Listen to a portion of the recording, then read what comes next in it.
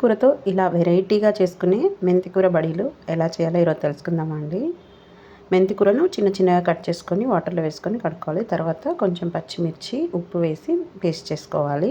తర్వాత ఈ ఆకుకూరలు ఉన్నాయి కదా, ఆకుకూరను కట్ చేసిన దాన్ని తీసుకొని చిన్న చిన్న ఆనియన్స్ కట్ చేసిన వాటిని పచ్చిమిర్చి పేస్ట్ కొంచెం శనగపిండి అన్నీ వేసి మంచిగా కలుపుకోవాలి. శనగపిండి చూసుకుంటూ వేసుకోవాలండి, అంటే పడితే మళ్ళీ వేసుకోవచ్చు ఇంకా సరిపోలేదు అని అన్నప్పుడు. ఇలా నేను వీడియోలో చూపిస్తున్నాను కదా, అలా కలుపుకోవాలి. నాకు కొంచెం తక్కువ అనిపించింది, నేను అందుకే ఇంకొంచెం శనగపిండి వేసి కలుపుకున్నాను. ఇప్పుడు నేను వీడియోలో చూపిస్తున్నాను కదా, అలా ఉండాలి. దీంట్లో మళ్ళీ వాటర్ అనేది మళ్ళీ వేసుకోవద్దండి. ఆ ఆకుకి సరిపడా వాటర్, సాల్ట్ వేస్తాం కదా, పచ్చిమిర్చి పేస్ట్ ఇవన్నిటికే సరిపోతుంది అనమాట.